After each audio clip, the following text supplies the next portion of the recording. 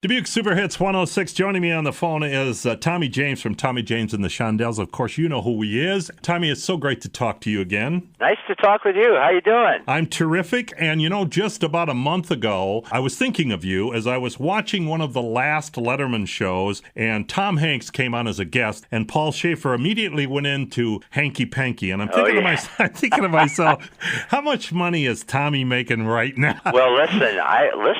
Whoever thought we'd be doing this 50 years later? Well, it's one of those things. I'm absolutely amazed, and I'm blessed beyond belief. That's how I feel. Well, to be honest with you, you held your own at the Rock and Roll Induction Hall of Fame. You on stage with Joan Jett and Miley Cyrus, and just doing a terrific, and you sound great, you look great. 50 years later, you're getting it done. That's what matters, my friend. Thank you so much. It was really an amazing night. We talked briefly before, but 4 generations of rockers stand there. Dave Grohl was there from Nirvana, and the Foo Fighters, and so there's 4 generations of rockers singing Crimson and Clover. I couldn't hardly believe it. It was a wonderful feeling. I bet it was very exciting. You do have to tell me that one line that you said to me right before we started the interview. You don't have to go into the whole story, but just tell me the opening line. Which one? The one where you said, I was standing there. Oh, yeah.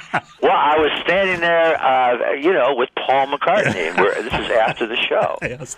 See that? And we were, going back and forth. I think they call it B something. I'm not sure. If ever in my life I can say I was standing there talking to Paul McCartney, they can shut the book on me, Tommy. Listen, well, it's the truth. And you know who else was there? Of course, was Stevie Wonder. Man, it was just Double Trouble was there. They were great. It was such a wild night. It was just an amazing time. I'm just thinking it must have been one exciting thing after another. Everywhere you looked, another famous face, and just fantastic. And as I said, you held your own. There was nobody there who made you look like you shouldn't have been in there for 50 years. Just fantastic. Thank you very much. Now, I do want to talk just a little bit about a couple things going on in your life. First of all, you have a YouTube show that you're doing called Inside Tracks, which you can pick up on YouTube, and a lot of great stuff on there. Of course, the book, which I just loved, it is a combination of one of the best music books I've ever read, yes, and one of the best mob books I've ever read. It's a kind of a combination of the Jersey Boys meets The Godfather, and it's just a terrific book. Well, thank you so much. We've had such reaction to it. It's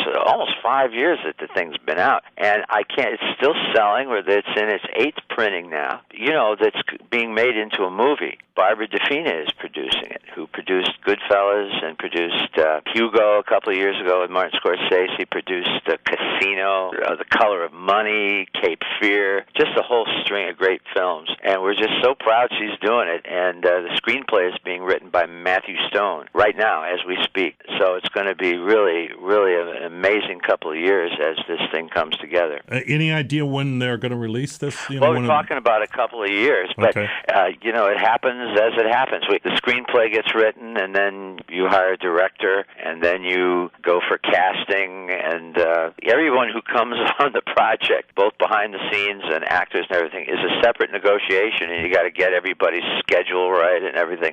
So I'm getting some education right now on all this. This is really incredible, and when it all does happen, it's going to be a lot of fun. It sounds like a terrific project, and this is a point where I should mention, on my bucket list is a opportunity to be in a movie, so don't lose my contact. Listen, we need those DJs. I'm there, Tommy, if you need me, so don't hesitate to call. If you can play a wise guy, that wouldn't be bad either. I can do that very easily. Yeah, wise guys and DJs, they have a lot in common. Yes, they do. But we won't go into that. I do want to mention, of course, so much going on, but you're also recording a new acoustic album, which is just great. Is this new material? It is. We're actually doing 3 of the songs. One of the songs is from the movie. It's a brand new version of I Think We're Alone Now. It's slow and acoustic and totally unlike the original record. It's going to be the closing credits for the film. Okay. That's going to be in there. And then there are 2 others of the hits, Dragon the Line and Crystal Blue Persuasion. And then all the rest of them are going to be new songs. For a guy who's been in the music business 50 years, you sure got a lot going on, Tommy. Well, my plate's pretty full right now, thankfully. I would say so.